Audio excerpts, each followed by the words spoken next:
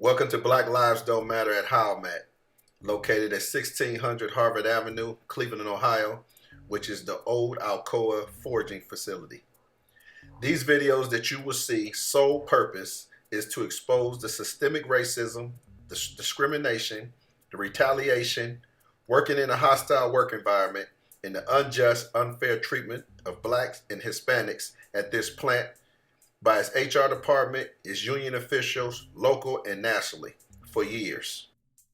This discrimination is so bad, it has caused 5 black individuals, male and females, to file a civil suit for discrimination and other charges against this company and Cuyahoga County courts, with trials set for November of 2022. Black Lives Don't Matter videos started in the summer of 2020.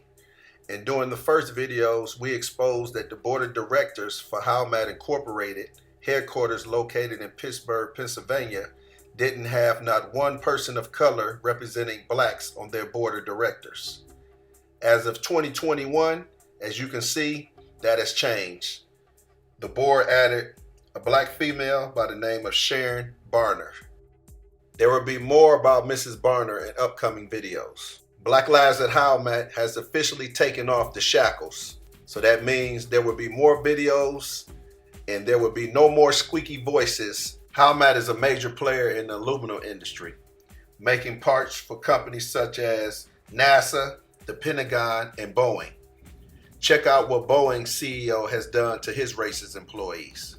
Just into the newsroom, Boeing is revealing in this new report that it has fired some 65 employees and disciplined another 53 for racist, discriminatory, and hateful conduct since last summer. Because in June of 2020, that's when the CEO, oops, there's the CEO right there, actually promised, made a vow in the wake of killing of George Floyd by police in Minnesota, zero tolerance for bigotry inside the company. So along with the announcement about video number 14, part 1 of the unfair and unjust treatment of the black female worker at Howmat. In this video, you will hear and see how a black female who was injured by a white female worker was ordered to take a urine test / pee test after she was injured by the white female co-worker on the work floor. The white female worker didn't have to take a urine test per orders from HR. The HR department ordered that she did not have to take a urine test after causing a major injury to the black woman's leg. Take a good look at the walking boot that the black woman had to wear after her injury for at least 2 months. All of this racial tension that's going on in this plant, on top there's of a lot. I get that. Trust me, okay, I get it. Okay, then. Yep. And I know you got it with the General Motors in Toledo or whatever. I believe it was General Motors in Toledo. Yeah. All of that. So, yeah, no, but there's a lot going on in your plant that I know about. Oh. Here we have Dominique Jackson and Nancy Gray.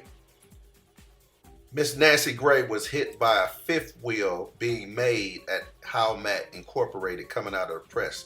The fifth wheel is the piece that holds an 18-wheeler together from the trailer to the compartment. Did they do an investigation? They didn't do the investigation until 2 weeks later. Why? Why didn't they do it the same day? I don't know. Wow. And who was They driving only had it? me take the drug alcohol test. They didn't make the driver. Wait a minute, what? I had to call Michelle Taylor. Wait, who was driving? Sue. Sue, the old lady from... She didn't have to go upstairs to take a test? No, and I didn't find out till the next day because the guy that works down there with me sent me a text that they didn't make her go up there. And she even told me when I came back down, she volunteered. And I called Franklin on it. You said she volunteered to take the test? Well, she told him she felt she should go up there too. And They didn't. Really? Are you kidding me? I'm not kidding you. So they just said, well, she don't have to take the test. Right. Why? Wow, what give her? When I asked Rick Franklin about it, he gonna tell me, well, everybody I called all the people higher than me, and they said just you needed to. Franklin know better than that. He been here long enough, and he know mobile equipment. Yeah, you should get tested, and not only that, I've everybody that I've ever seen that did anything on mobile equipment, whether it was drop something or what I'm saying, tear up company property or anybody get hurt, especially what I'm saying. You go upstairs and you got to take that test, and not only take that drug and alcohol test, but after that you need to be recertified. You know what I'm saying, to drive a manip or drive whatever it is that you're driving. I don't understand that. I don't either. But that's what happened.